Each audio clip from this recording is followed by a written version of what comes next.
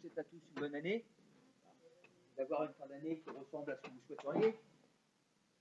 Voilà, ça c'est la première chose.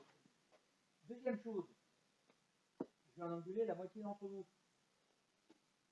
Parce qu'il y a la moitié qui n'ont pas fait le boulot. Parce que quand je regarde mes vidéos et que je vois qu'elles ont été vues 8 fois, et que vous êtes 20, je me dis qu'il y a 12 personnes qui n'ont pas vu la vidéo. Voilà. Bah oui. Pardon ? Alors, je dis ça, qui a regardé, qui n'a pas regardé, je n'ai pas été chercher assez loin. Ouais, mais en tout cas, il y a un truc qui est clair, c'est qu'il y a 8 vues, en tout cas, il y en avait 8 hier soir assez tard, donc j'imagine assez mal que certains d'entre vous qui regardent entre minuit et 10 heures de matin, et vous êtes d'accord. Donc, il y en a 12 qui n'ont pas vu les vidéos. Et donc, je me pose la question de savoir comment vous allez pouvoir suivre le cours aujourd'hui si vous n'avez pas regardé le cours de la dernière fois. Alors, s'il y a des problèmes concrets pour certains d'entre vous, ma foi, il faut en parler. Et à ce moment-là, c'est des problèmes qui sont certainement récurrents. Mais s'il n'y a pas de problème concret, quand vous n'êtes pas ici, vous êtes au boulot. Chez vous, peut-être, mais au travail. Et donc, si je vous fais des vidéos, c'est parce que ça vous donne un cours. C'est sûr que ce n'est pas la même chose que quand vous êtes ici. Néanmoins, c'est pas mieux. Et le minimum des choses, c'est de les regarder. Alors, oui. Pardon ? Ah ben, si quelque part, vous avez demandé à un camarade si vous avez des cours, etc., sur le fond, c'est un peu pareil, parce que le travail qu'on a fait sur les atomes, c'est aussi beaucoup un travail d'explication. Parce que ce que je vais vous demander, c'est de savoir dessiner les atomes. Quand on compte, ça fait ça. Avec le système de recopiage sur le camarade, dans certains cas, ça marche bien. Dans celui-là, quelque part, ça veut dire que vous apprenez par cœur les 18 atomes que vous allez devoir savoir dessiner, et que vous les sortez. Ce qui paraît assez peu pratique. L'idée, c'est vraiment de comprendre, et à ce moment-là, les explications, vous les avez dans la vidéo. Mais voilà, ce qui est important, et j'insiste dessus parce que je ne sais pas si vous avez suivi l'actualité, mais il y a notre ministre qui a parlé encore hier, manifestement, et il avait l'air de dire que ce système-là, ça allait durer au-delà du 20. Alors, je vais être assez prudent avec ça, parce que le même ministre, l'année dernière, je ne sais pas si vous vous souvenez, nous disait un jeudi, il n'y aura pas de confinement, il n'y en aura rien, et le lendemain, tous les lycées étaient fermés. Donc, voilà, il faut être prudent avec ce qu'il dit, ce brave garçon, mais néanmoins, c'est quand même une indication. Et donc, si c'est quelque chose qui est amené à durer encore, disons au moins jusqu'aux vacances de février, voilà, ça commence à faire long, et ça peut durer encore, ça va dépendre de beaucoup de choses, des choses qu'on maîtrise assez peu. Mais je répète, parce que c'est vraiment important, quand vous êtes chez vous, vous êtes au travail. Chez vous, mais au travail. Si vous ne regardez pas les vidéos, si vous ne faites pas le boulot, vous ne prenez pas le cours, ça ne peut pas marcher. Alors je me doute bien que parmi vous, il y en a un certain nombre qui ne prendront pas physique l'année prochaine et que à la limite, ce n'est pas si grave que ça. Ouais. J'ai quand même l'impression que ceux qui ne font pas forcément le boulot en physique, ne font pas forcément bien ailleurs aussi. Il y a bien des matières qu'il faudra choisir l'année prochaine. Et des matières dans lesquelles il faudra être performant.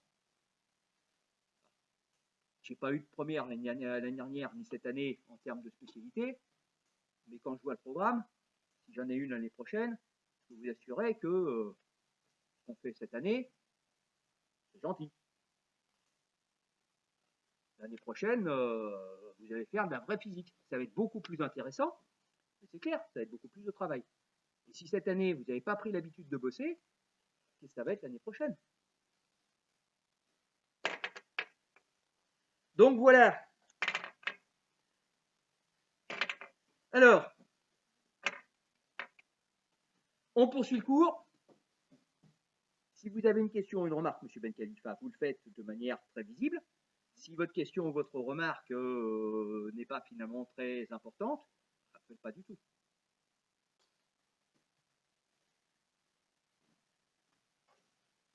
Alors, donc, on a fini l'étude de la structure électronique, donc on était sur un grand 3.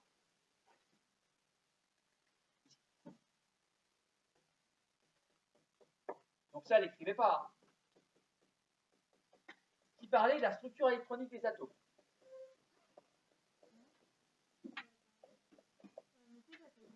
Ah, c'est un grand 2? D'accord. C'est parce que...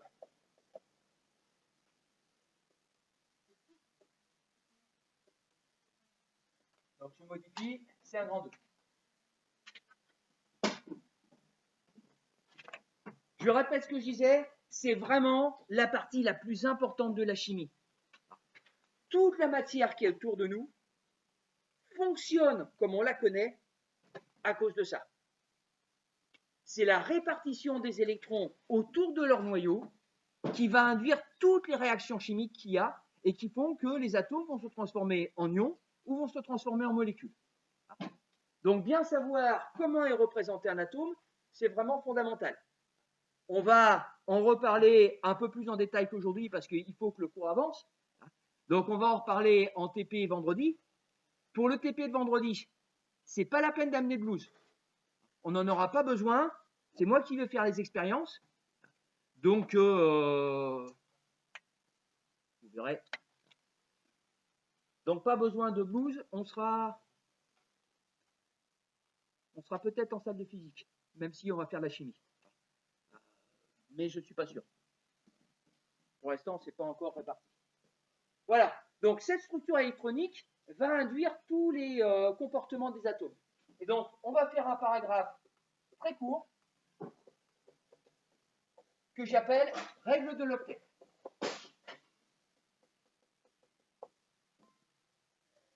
Ah, qu'est-ce qui se passe encore?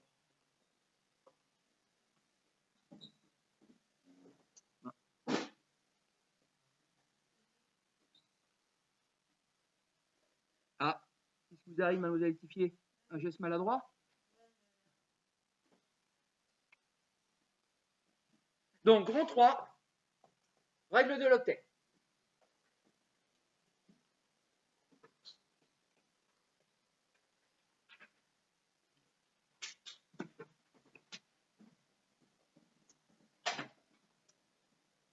Ça va aller?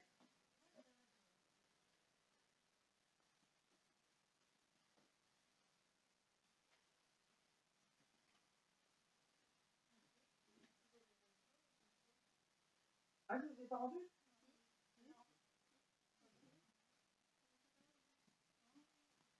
Ah, ben je vais vous les rendre. Vous le rappelez vendredi? C'est juste un oubli, c'est persuadé de les avoir rendus, mais d'accord. Donc ça veut dire que vous étiez absente quand je vous ai rendu?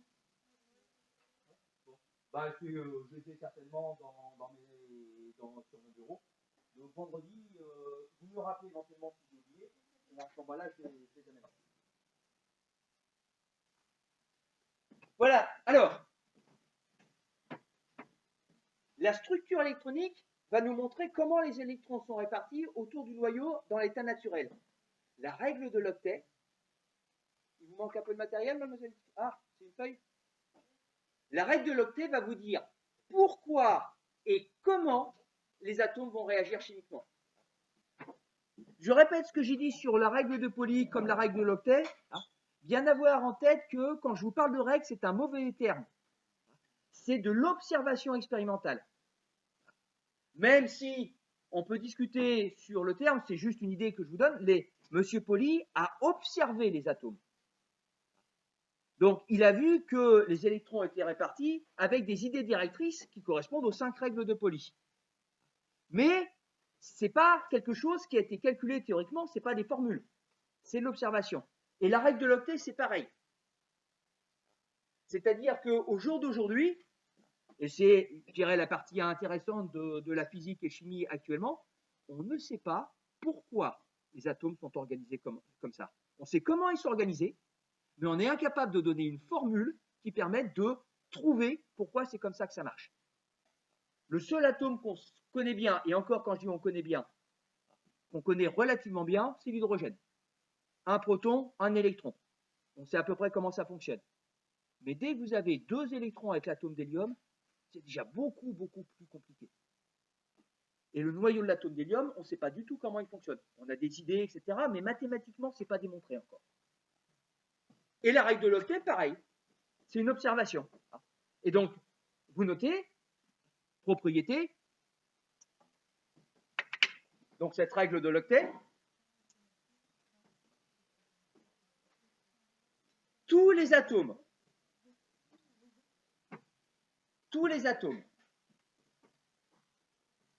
vont réagir chimiquement. Tous les atomes vont réagir chimiquement de manière à avoir,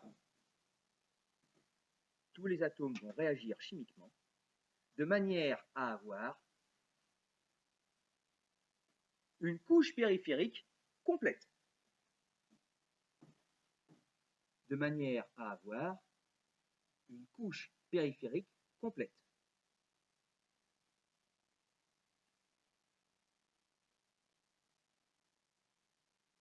Et vous ajoutez entre parenthèses, donc une couche périphérique complète, vous ouvrez la parenthèse, c'est-à-dire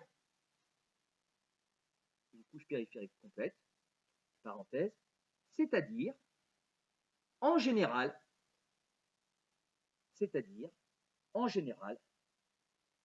avec 8 électrons. C'est-à-dire, en général, avec 8 électrons. Et là, vous fermez la parenthèse. Quelque part, le paragraphe s'arrête là. C'est vraiment le paragraphe le plus court. Alors, une petite explication qui servira aussi, alors on rappelle, ce n'est pas le bon terme, mais de bien revoir les choses sur les règles de Pauli. Je prends comme exemple l'atome de fluor. Je m'intéresse aux électrons. Donc finalement, dans la partie composition de l'atome, le nombre de protons, je laisse de côté, le nombre de neutrons, je laisse de côté. Ce qui m'intéresse, c'est les électrons. J'ai donc 9 électrons à répartir. Donc, comme le dit la règle de Pauli, les électrons vont remplir les orbitales qui sont les plus proches du noyau. Donc la première orbitale, c'est l'orbitale K, et la première règle de Pauli vous dit que l'orbitale K, elle contient 2 électrons. J'ai 9 électrons, il y en a donc 2 qui vont aller sur l'orbitale K.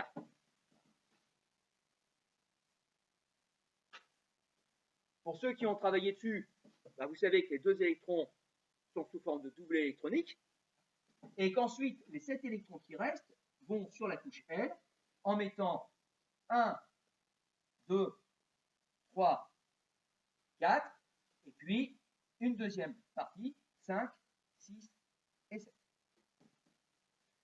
Donc voilà la répartition des électrons autour du noyau de l'atome de fluor. Oui.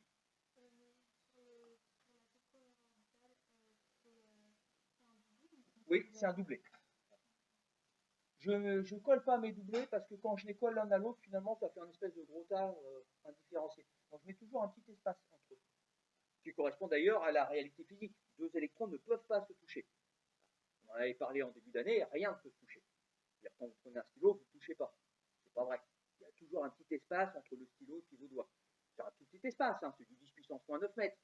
Mais concrètement parlant, il n'y a pas de contact entre la peau des doigts et puis le stylo. Vous en souvenez ça ou enfin, j'ai l'impression que ça me donne l'impression comme si je vous l'avais jamais dit. C'est ça? Ouais. Bon, c'est possible que j'ai oublié, hein, ceci dit, c'est pas du cours. Vous touchez rien.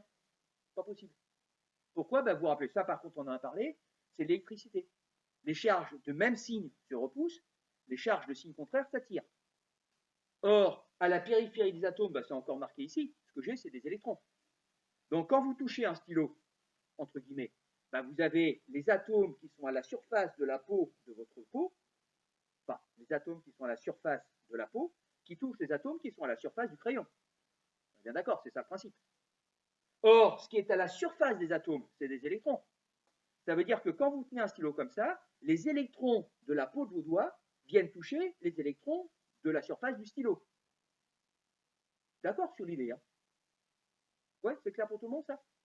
Comme les électrons sont chargés négativement, bah, les électrons qui sont à la surface de mon doigt sont repoussés par les électrons qui sont à la surface du stylo. Il y a une force. Alors la force, elle est minime. C'est du 10 puissance moins 7, 10 puissance moins 8 newtons. C'est même pas ça. Mais plus vous rapprochez vos doigts de la surface, plus la force est importante. Et il y a un moment où la force de répulsion entre électrons est plus forte que la force musculaire. Et cet équilibre se fait à peu près aux alentours de 10 puissance moins 10 mètres.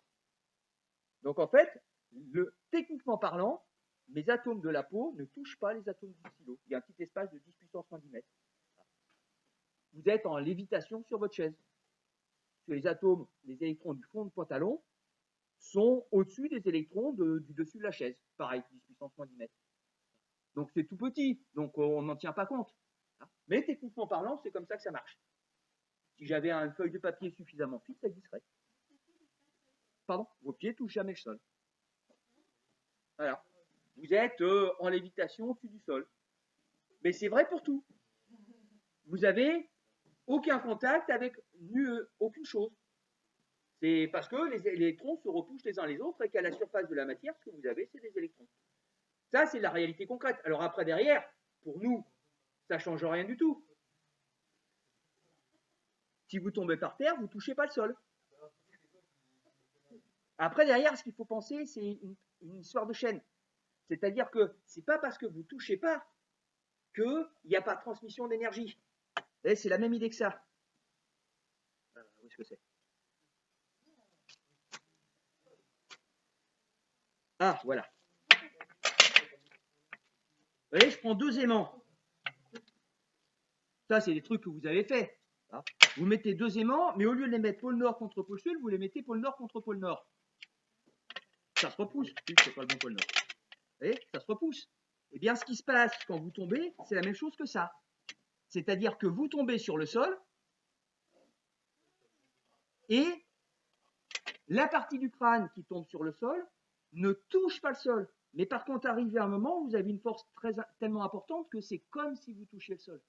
Et donc, vous avez une transmission de la force qui vient, je ne sais pas, moi, taper sur votre nez, ou on peut imaginer ce qu'on veut. Mais il y a, comme pour les aimants, il y a une distance avec laquelle je transmets la force, mais sans contact. C'est juste repoussé. Et ça marche avec les électrons. Oui? Pareil. Quand vous plantez quelque chose, je ne sais pas, vous prenez un compas et puis, non, on va faire plus simple. Vous avez, tiens, puisque c'est à la mode, vous avez un vaccin à prendre, on vous prend une aiguille, on l'enfonce dans la peau. Quand vous avez l'aiguille qui arrive, concrètement, ce qui se passe, c'est que la peau s'écarte un peu. Et l'aiguille ne rentre pas dans la peau, c'est au fur et à mesure que l'aiguille arrive, vous avez la peau qui s'écarte un petit peu. Ouais. Alors ça fait mal, hein, parce que la peau qui s'écarte, c'est quand même pas agréable, mais voilà, ça touche pas. Quand vous coupez votre morceau de viande, vous ne coupez pas le morceau de viande. C'est les molécules de la viande qui s'écartent quand le couteau arrive. Ouais. Alors ça s'écarte, voilà, vous n'avez pas le couteau qui arrive et puis la viande qui se casse en deux, vous le savez bien. Mais je vous parle de quelque chose, on est en 10 puissance moins 10, 10 puissance moins 9 mètres. C'est invisible. Alors, l'histoire de Moïse et de la mer, je suis en train de vous parler de 10 puissance moins 9, moins 10 mètres. Moïse, vous me parlez de quelque chose qui fait 100 mètres. On n'est pas sur la même échelle. Hein. Donc, pour moi, ça ne relève pas de la même manière. Pardon? Exactement pareil. C'est exactement pareil. L'eau, il n'y a rien. Vous avez même les molécules d'air, elles ne vous touchent pas. Attention, c'est pas pareil. Alors, c'est pas parce que l'eau vient sur vous et qu'elle quelque part elle glisse sur vous que vous avez l'eau qui touche vos atomes. Regardez, les vêtements que vous avez. Il y a des vêtements qui sont contre votre partie de corps, mais il y a des vêtements qui flottent un peu. Ça n'empêche pas que les vêtements sont autour de vous, même s'ils ne touchent pas la peau. Et pour les molécules d'eau, c'est pareil. Les molécules d'eau, elles viennent, elles viennent au contact de votre visage, elles se rapprochent très très près, mais elles ne touchent pas. Mais ce n'est pas parce qu'elles ne touchent pas qu'il n'y a pas de force.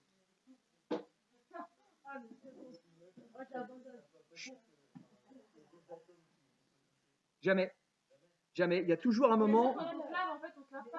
Si, mais c'est pas une question. Vous confondez deux choses. Vous confondez le contact et vous confondez l'influence. C'est pas parce que vous n'avez pas un contact à 10 puissance moins 10 mètres que vous n'avez pas d'influence. Là, je vous en ai parlé quand on a fait les lois de Descartes et quand on a regardé le. Alors, vous allez rectifier. La surface de la peau ou la surface de quoi que ce soit, même si elle vous paraît plate, ça fait ça. Hein. Bon. J'ai pas entendu, mademoiselle. Et cette veste, elle est là-bas, pourquoi? Ah, la veste tout là-bas? Pardon, j'ai rien dit. Bon, allez-y. Ouais. Si vous avez, je dis n'importe quoi, si votre peau correspond au truc noir, là, et que vous mettez, je ne sais pas, moi, un vêtement ou quoi que ce soit, et que la surface du vêtement, elle fait ça, vous avez un espace entre les deux. N'empêche que si vous voulez bouger le vêtement par là, ça ne marchera pas. Non pas parce que ça touche, mais parce que c'est imbriqué l'un dans l'autre. C'est ça l'idée. Donc, on peut ne pas être en contact, mais avoir quand même des choses qui sont sur vous, des choses que vous pouvez déplacer. C'est pas du tout incompatible. Le fait de se laver, pour reprendre votre exemple un peu, le fait de se laver, c'est, s'il vous plaît, le fait de se laver, c'est prendre une troisième molécule, parce que c'est ça l'idée, c'est de prendre une troisième molécule qui va venir là et qui va pousser celle-là. Non, j'ai pas dit ça. Mais j'espère bien que. Non, ça peut être n'importe quoi. On peut imaginer que le truc rouge ici, c'est, je ne sais pas moi, une poussière ou quoi que ce soit. L'idée de se laver, c'est ça, c'est prendre une molécule qui va pousser une autre molécule pour l'enlever de votre peau. C'est juste ça. Oui. Alors, sur le fond, oui. Hein, mais avec quand même une explication qui est un peu différente, dans le sens où la flamme du briquet, c'est quelque chose qui n'est pas matériel. C'est la chaleur qui est localisée. En fait, c'est la lumière. Et donc, du coup, il y a un lien direct entre la lumière et la matière, parce qu'il n'y a pas de répulsion électrique. Bon, enfin, je m'éloigne de ce que je voulais vous dire. Et je reprends ma règle de l'octet. Monsieur Galich, j'ai votre attention. Règle de l'octet, première chose, c'est vrai que j'oublie assez souvent, il n'y a plus beaucoup de monde qui fait du latin, octet, ça veut dire 8. Donc règle de l'octet, sous-entendu, ça veut dire règle des 8. C'est pour ça que je vous ai fait rajouter entre parenthèses, en général, avec 8 électrons. Qu'est-ce que ça veut dire en général dans ma phrase? Voilà. Si je vous dis en général, c'est qu'il y a des exceptions, hein, et en fait, on verra qu'il y a 5 exceptions.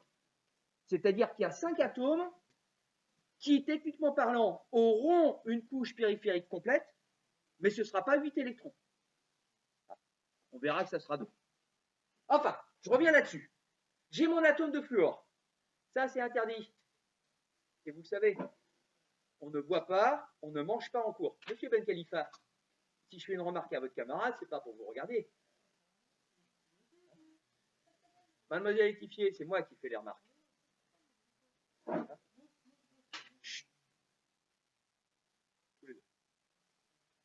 Alors, je vous rappelle que ce que j'appelle la couche périphérique, c'est la couche la plus éloignée du noyau dans laquelle il y a quand même des électrons. Mademoiselle Étifier, j'aimerais vous voir dans la bonne direction et le bon sens. Oui, oui, non, mais justement, je m'instruisais, c'est avec moi que vous instruisez. Hein? Donc, je répète, la couche périphérique, c'est la couche la plus loin du noyau qui contienne des atomes. Autrement dit, cette couche-là, c'est la couche périphérique de l'atome de fluor. Quand je regarde ce qu'il y a dedans, il y a 7 électrons. Et la règle de l'octet vous dit que l'atome de fluor doit réagir chimiquement de manière à avoir une couche périphérique complète, c'est-à-dire avec 8 électrons. Donc concrètement, qu'est-ce qu'il doit faire mon atome de fluor? Monsieur Galmiche, est-ce qu'il faut que je sois désagréable?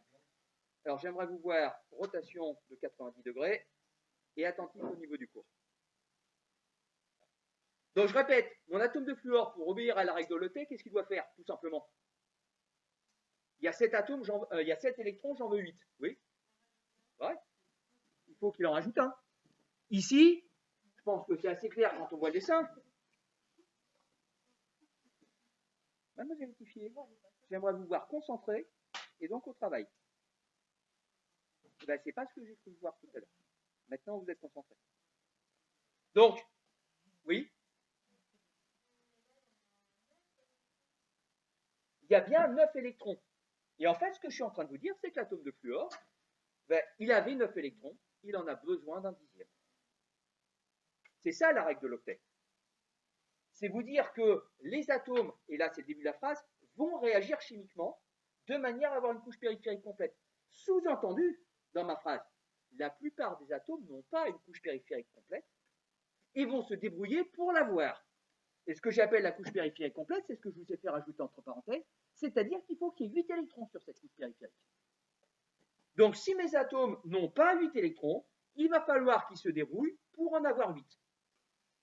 Autrement dit, qu'est-ce que c'est qu'une réaction chimique? Une réaction chimique, c'est tout simplement des atomes qui vont récupérer des électrons pour compléter leur couche périphérique.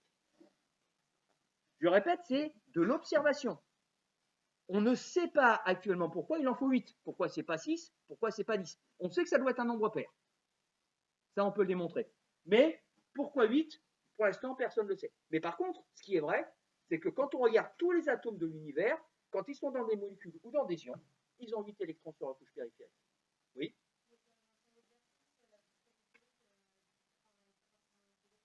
Oui.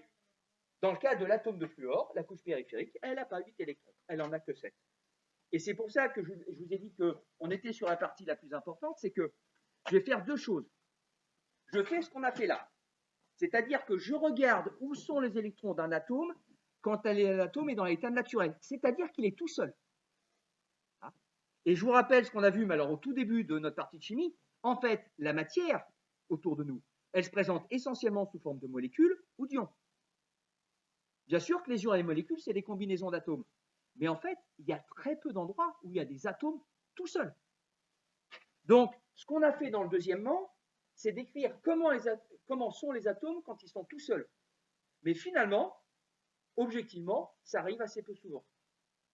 Et donc, la deuxième question qui se pose, c'est ça, c'est pourquoi, quand j'ai des atomes, forcément, ils se transforment en ions? Pourquoi certains sont des ions positifs et d'autres sont des ions négatifs?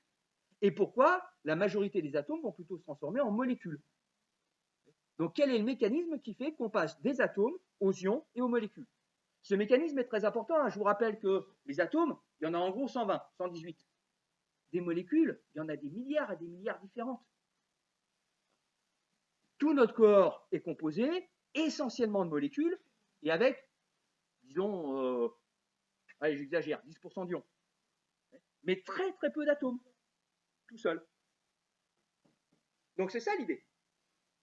Et c'est ça que je recherche. J'ai répondu à votre question? D'autres questions là-dessus?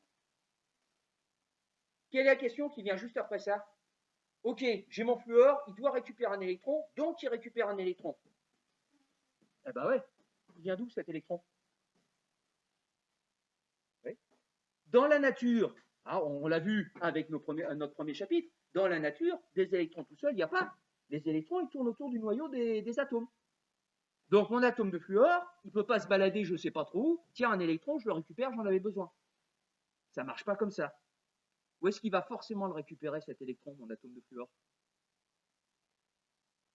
Quel est le seul endroit où il y a des électrons, comme je viens de vous dire? Autour du noyau. Et donc, le seul endroit où il y a des électrons, c'est dans les autres atomes. Qu'est-ce qui va faire votre atome de fluor? On va le mettre en contact, oui. Eh ouais, il va aller piquer un électron à un autre atome. Et je dis bien piquer un électron. En exagérant, c'est un petit peu la même chose que dans certains quartiers le soir, si vous promenez avec un portefeuille bien garni, Vous avez quelqu'un qui a besoin d'argent, il vient, il vous met une droite, il pique l'argent et il s'en va. L'atome de fluor, il va faire exactement pareil. Il va se balader, il va rencontrer un autre atome, il va lui taper dessus, il va piquer un électron, il va s'en aller. C'est exactement comme ça que ça marche. Hein? Et même si je vous le dis de manière un petit peu, je dirais, littéraire, concrètement, c'est comme ça que ça marche. C'est-à-dire que pour que l'atome de fluor puisse avoir son 10e électron, enfin le 8e de sa couche périphérique, il va falloir que je le mette en contact avec un autre atome qui sera moins fort que lui. Parce que si l'autre atome est plus fort que le fluor ne piquera jamais un électron. Première chose, on ne pourra faire des réactions chimiques que si on met des atomes différents en contact les uns avec les autres. Et les atomes qu'on doit mettre en contact les uns avec les autres ne doivent pas être de la même force. Parce que s'ils sont de la même force, il n'y aura aucun échange d'électrons. Basiquement, une réaction chimique, c'est un atome fort qui va récupérer des électrons sur un atome plus faible. Oui? Ouais. Alors, après, derrière, voilà. Qu'est-ce qui se passe effectivement pour l'autre atome? Alors, je prends un exemple un peu exagéré pour qu'on voit les choses. Je pense à l'atome de sodium, Na1123. Donc, il y a un nombre d'électrons qui est égal à Z, qui est égal à 11. Comment sont répartis les électrons de l'atome de sodium? 11 électrons, ça veut dire, comme ici, 2 sur la couche K. La règle 5 vous dit que c'est sous forme de doublet. Il me reste encore 9 électrons à placer. 9 électrons, ça veut dire 1, 2, 3, 4. J'espère que vous êtes bien concentrés, que vous n'êtes pas encore en train de discuter. Hein? Donc, soyez attentifs. Donc, 4 électrons, ensuite 5, 6, 7, 8. J'ai placé 10 électrons. Je m'arrête momentanément. Je vous rappelle que, première règle de Pauli, la deuxième couche peut contenir 8 électrons. Donc, cette couche-là est pleine. Troisième règle de Pauli, quand une orbitale est pleine, les électrons qui restent, on les met sur l'orbitale qui est juste au-dessus. Ouais, c'est des règles de Pauli, mais c'est des règles logiques quelque part. Donc, le 11e électron, on va le mettre ici. Ce pauvre atome de sodium, avec son électron, dont on est bien d'accord que la couche périphérique, c'est celle-là.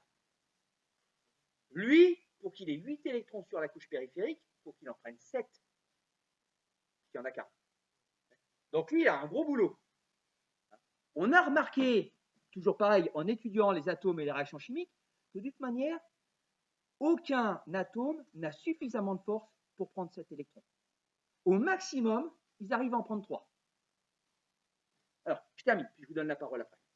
Donc lui, de toute manière, le sodium, c'est sûr qu'il ne va pas pouvoir prendre ces 7 électrons. Il n'est pas assez fort pour ça. Par contre, si le sodium rencontre un atome de fluor, que l'atome de fluor lui pique cet électron-là, parce que c'est concrètement ce qui se passe. C'est-à-dire que mon atome vient en contact ici, il se touche, au moment du choc, l'atome de fluor récupère l'électron qui est ici. Qu'est-ce qui se passe pour mon atome de fluor? Lui, il est content, il a récupéré son électron. Mais finalement, si on regarde l'atome de sodium, alors je termine, puis je vous donne la parole après. Si on regarde l'atome de sodium, l'électron, il n'y est plus, puisqu'il s'est fait prendre. Si l'électron n'y est plus, l'orbitale électronique qui est ici, elle est vide. Donc elle s'efface quelque part, même si j'aime pas bien, c'est à peu près ça. Et donc du coup, mon orbitale périphérique, c'est celle-là. Et celle-là, les 8 électrons, elle les a. C'est pas qu'on a rajouté des électrons, mais l'atome de sodium, finalement, il est content de se faire prendre un électron. Jamais l'électron, il l'abandonnera. Il va attendre qu'on vienne lui piquer. Mais il est content qu'on vienne lui prendre, parce que ça lui permet d'obéir à la règle de l'octet. Alors, il y avait tout un tas de personnes qui m'ont posé des questions. On va commencer par M. Galmiche qui a laissé. C'est bon? Vous aviez une question? C'est bon? Non? C'est bon pour tout le monde? Voilà. Donc, ça, c'est ce que vous connaissez du collège, c'est un ion négatif. On appelle ça un anion. Ça, au collège, vous avez vu, c'est un ion positif. Un a gagné une charge, un électron, l'autre a perdu cet électron. Négatif, parce que l'électron est chargé négativement. Positif, parce que j'ai retiré un moins. D'accord sur l'idée? Est-ce que vous avez des questions sur le principe? Non? Alors, on va mettre ça dans le paragraphe 4, qui porte sur l'étude des ions.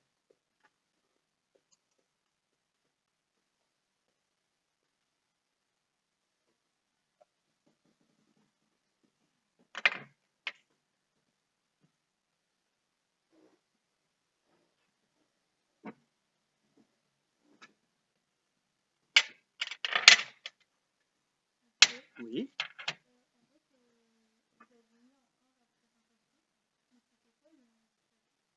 Ah, c'était l'étude des atomes.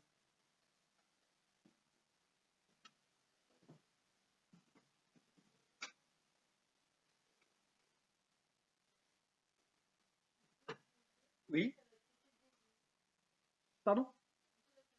Oh ben j'ai juste millions. Bon, si vous préférez mettre étude des ions, ça marche aussi, hein, on est bien d'accord. Allez, définition.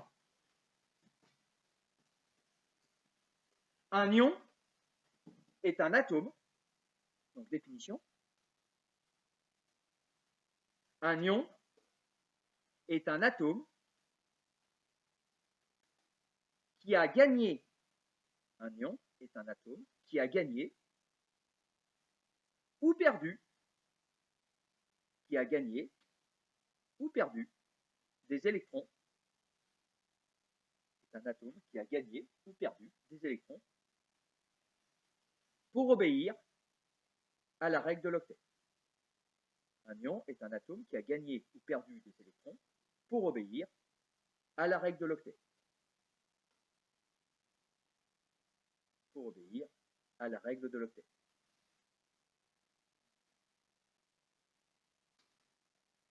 Toujours dans ma définition, si il gagne des électrons. Si il gagne des électrons,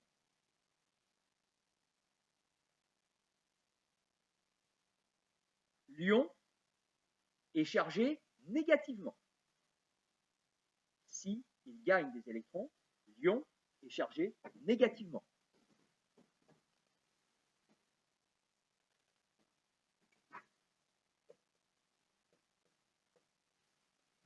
On l'appelle anion.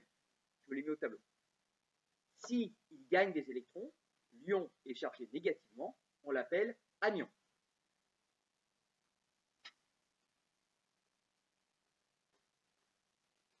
Juste pour être sûr. Alors, je vous donnerai la parole après. Pourquoi il est chargé négativement s'il gagne des électrons? Oui. Si je gagne des électrons, c'est l'inverse. Ouais, et voilà, l'électron est chargé négativement. Donc si je gagne un électron, j'ai gagné une charge négative. Je suis chargé négativement. Si je gagne 2 électrons, j'ai gagné 2 charges négatives. Votre question?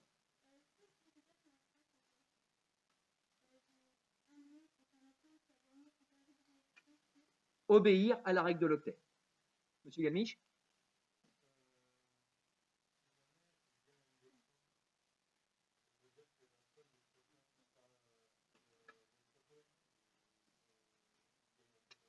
Non. Si, mais pour les atomes. Et c'est pour ça que j'ai changé de nom. Un atome, c'est pour ça que je l'ai mis. Hein. Un ion est un atome qui a. Donc, un ion, c'est autre chose qu'un atome.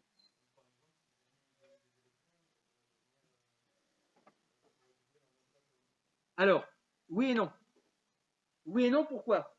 Oui, parce que effectivement, change son nombre d'électrons. Donc, j'ai plus ça. Nombre d'électrons égal à Z. Mais non, parce que rappelez-vous ce que je vous ai fait mettre, mais alors tout début, hein, c'est le nombre de protons dans le noyau qui définit votre atome. C'est-à-dire que si je fais par exemple du fer et que je lui retire, je dis n'importe quoi, si je retire 2 électrons au fer, ce que je vais obtenir, c'est un ion fer, mais ça reste du fer. Donc là ici, j'ai obtenu un ion fluor, mais fondamentalement c'est du fluor. Là j'ai obtenu un ion sodium, parce que fondamentalement ça reste du sodium, parce que pour que je change de nature d'atome, c'est là qu'il faut que je fasse des changements. Il y a depuis des centaines d'années des gens qui veulent s'amuser à transformer du plomb en or. Transformer du plomb en or, actuellement, on est capable de le faire. Parce qu'on met des protons supplémentaires. On verra. Le plomb est ici, l'or est ici. Pour passer de l'un à l'autre, il suffit de mettre des protons supplémentaires ou d'en enlever. On sait faire. Par contre, quand on fabrique de l'or à partir du plomb, ça coûte très très cher. Le kilo d'or, il fait à peu près, je crois, si je me souviens bien, il est à 40 000 euros. Le kilo d'or qu'on fabriquerait comme ça, il serait à 1 million d'euros. Parce que les machines qu'on utilise pour rajouter ou enlever des protons, c'est surtout pour rajouter des protons. Ces machines-là, elles valent très très très cher. Donc le faire, c'est pas un problème, transformer un atome en un autre, mais voilà, ça coûte de l'argent, beaucoup. Est-ce qu'il restait d'autres questions? Alors, toujours dans la même définition, parce que là, on n'a vu que le premier cas, si on gagne des électrons. Deuxième cas, si l'atome perd des électrons,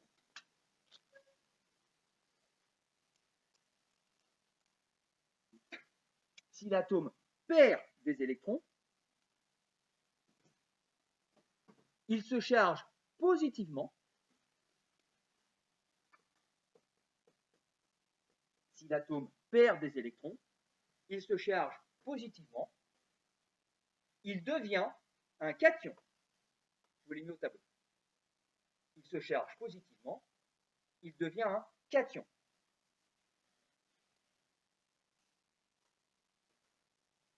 Alors, je vous ai mis la nouvelle orthographe.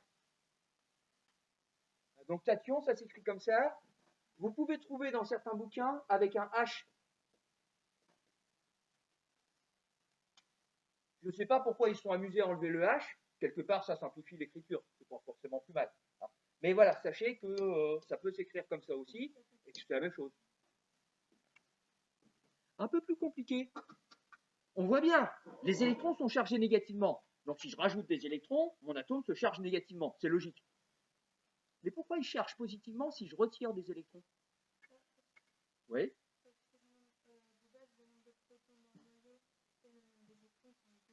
Ouais.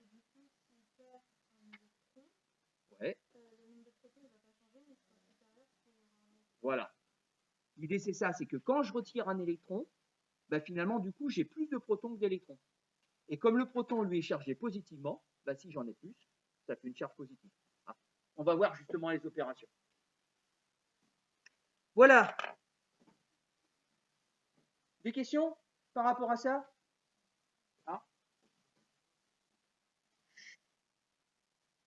Bah alors.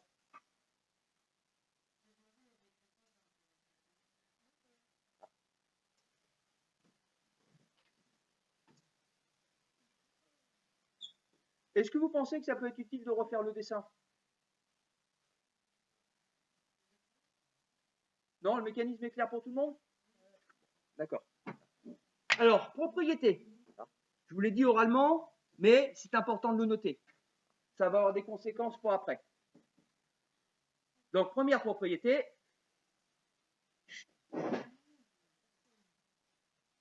Un atome. Mademoiselle Etifier, Monsieur Ben Khalifa. Alors, au travail. Eh bien, justement. Donc, un atome ne peut gagner ou perdre. Un atome ne peut gagner ou perdre que 3 électrons au maximum. Un atome ne peut gagner ou perdre que 3 électrons au maximum.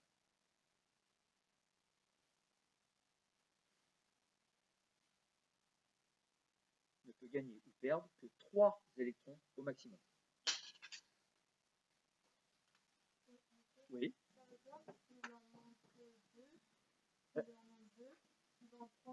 Ouais. Alors, s'il en manque 2, il va en prendre 2.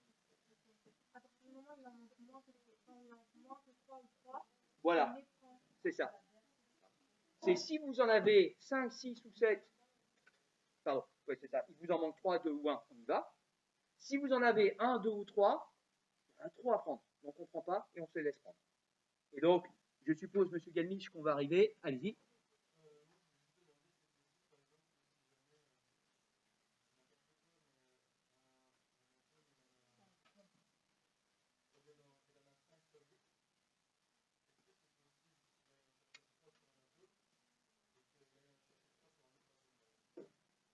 Ah oui, alors, vous pouvez avoir effectivement des atomes qui récupèrent des électrons sur plusieurs autres atomes.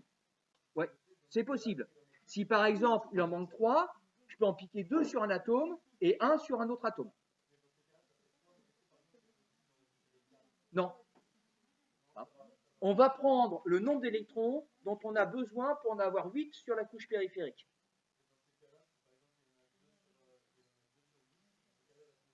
Voilà. Non.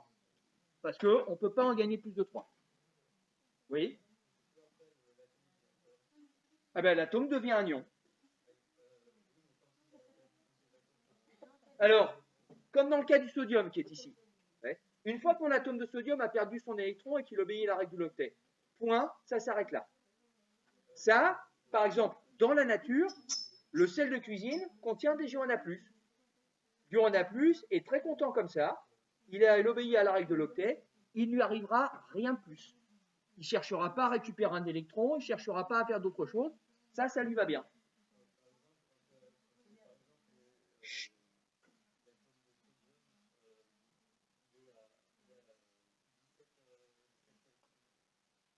Alors, l'atome de sodium, lui, de toute manière, c'est 11. Alors, l'atome de sodium, il n'aura jamais cet électron. Parce que l'atome de sodium, il en a 11 au départ. Il va en perdre un, il s'arrêtera à 10 électrons. Et il sera content comme ça, il restera avec ces 10 électrons de manière définitive. Alors, après, derrière, vous vous rappelez ce que je vous ai dit, hein, en laboratoire, on fait ce qu'on veut. Il suffit de mettre de l'énergie. Donc, si je veux que mon ion sodium, il ait perdu ses 11 électrons, j'enlève les 11 électrons en ion sodium. Mais ça ne se fait pas spontanément dans la nature. C'est en laboratoire. Je mets beaucoup d'énergie et là, je fais ce que je veux. Oui?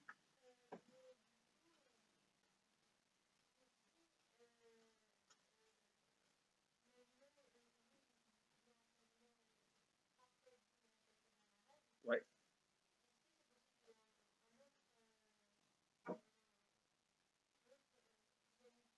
Non. Une fois qu'ils obéissent à la règle de l'octet, pour reprendre votre expression entre guillemets, ils deviennent très forts. Et donc, pour leur arracher un électron, c'est plus possible. Alors après, c'est ce que disait votre camarade, dans les laboratoires, on fait ce qu'on veut. Mais à ce moment-là, on n'est pas dans la nature. Là, l'atome de sodium a perdu un électron, on ne lui en piquera pas un deuxième. Oui. Alors, l'atome d'hydrogène, c'est un cas très particulier. Lui, il a 3 manières de fonctionner. Effectivement, il peut perdre son électron. Et ça, c'est un cas qui est très fréquent. Vous le connaissez sous le terme de acide. C'est-à-dire que tout ce qui est acide, c'est parce que vous avez un hydrogène qui a perdu son électron. L'hydrogène peut aussi gagner un électron. C'est plus, c'est moins fréquent, mais ça peut. Et puis l'hydrogène, il peut faire des molécules aussi. Mais ça, on le verra dans le prochain paragraphe. Donc c'est vraiment un cas très particulier d'hydrogène. C'est pour ça que dans le tableau périodique, il est là. Et même si ça commence un petit peu à passer, parce que le tableau périodique, là, il arrive tout doucement à 25 ans, enfin en tout cas l'affiche, ici en fait on l'a mis dans une couleur rouge à part, pour bien symboliser qu'il est différent de tous les autres atomes. Lui, c'est vraiment particulier. Il peut faire un ion positif, un ion négatif, une molécule. C'est le seul à fonctionner comme ça. D'autres questions? Non? Alors, maintenant, les ions, ça va être comme les atomes. Pour simplifier les choses, au lieu de parler de l'ion sodium tout le temps, on a mis un symbole, comme on a mis un symbole pour l'atome. Donc, vous notez le symbole d'un ion.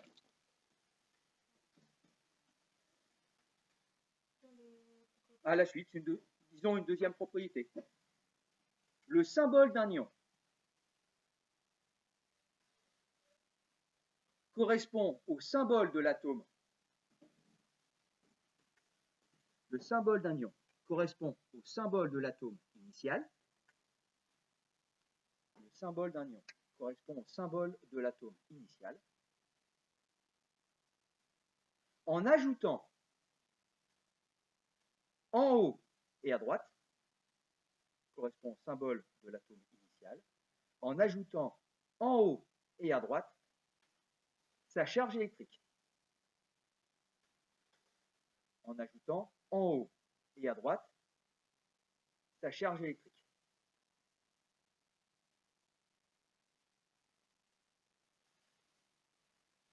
Alors,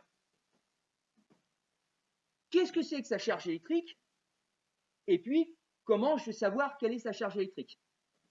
La charge électrique, c'est dire qu'il est chargé négativement ou positivement, qu'il est chargé une fois, deux fois, trois fois négativement, ou une fois, deux fois, trois fois positivement.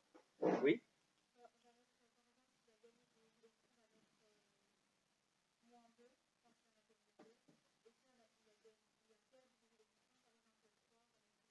Presque. C'est ça. Sauf que, il faut inverser le signe de chiffre. C'est-à-dire que s'il gagne 2 électrons, on ne va pas dire moins 2, on va dire 2 moins, pour dire que c'est 2 électrons. Donc 2 moins. Et quand c'est les charges positives, c'est pareil, ce ne sera pas 3 plus, pardon, ce ne sera pas plus 3, c'est 3 plus, pour dire qu'il a 3 protons supplémentaires. Alors, il y a deux manières. Déjà, l'objectif. En contrôle, je vous donnerai un atome, je vous demanderai est-ce qu'il peut faire un ion, oui ou non, lequel, et puis je vous demanderai de me donner le symbole. Donc il va falloir trouver sa charge électrique. Deux manières. La manière mathématique, un petit peu longue, et puis je dirais la manière physique, beaucoup plus courte. De toute manière, en aucun cas, je vous demanderai de justifier la charge. Vous me direz, voilà, la charge c'est 2 moins, ou c'est 3 plus, ou c'est 1 plus. Et je ne vous demanderai pas de le justifier. Je vais commencer par la méthode compliquée. Je prends l'ion fluor. Et je veux savoir sa charge électrique. Donc l'ion fluor, c'est lui. Son nombre de protons qu'il y a dans le noyau, il n'a pas changé. C'est le numéro atomique, c'est 9. Il y avait 9 protons au départ, il y avait 9 protons à la fin. Sachant que les protons sont chargés positivement, je dis que ça fait 9 charges positives. Le nombre d'électrons, nombre d'électrons, en tant qu'atome, il y en avait 9, puisque c'est le même que le nombre de protons. Par contre, j'en ai rajouté un. Donc, on le voit bien ici, avec lui. Le nombre d'électrons qu'il y a dans le fluor, c'est 9 plus 1, ça fait 10. Et comme on le disait tout à l'heure, les électrons, c'est chargé négativement. Donc, dans mon ion fluor, j'ai 9 charges positives et 10 charges négatives. Quand je fais la somme des charges positives et des charges négatives, 9 plus 10 moins, ça fait bien 1 moins. Ça fait 9 moins 10 quelque part. Ça va, ça c'est clair pour tout le monde? La charge électrique de l'ion fluor, c'est 1 moins. Le symbole de l'ion fluor, je vous l'ai dit, où est-ce que je vais mettre ça? Je vais mettre ça là. Le symbole de l'ion fluor est constitué à partir du symbole de l'atome, et je mets en haut à droite sa charge électrique. Donc ici, je mets 1 moins. Ça va, c'est clair pour tout le monde, ça? En fait, l'usage veut que le 1, on ne l'écrive pas. Mademoiselle Etifier et Monsieur Ben Khalifa. Pour quelqu'un qui ne fait rien, je trouve que je vous fais trop de remarques. Bon, allez, on continuera ça vendredi. Ah non. Ah oui, on se voit demain. Merci. On continuera ça demain. Mademoiselle Etifier, j'aimerais avoir un peu plus d'enthousiasme quand vous êtes en public. Oui.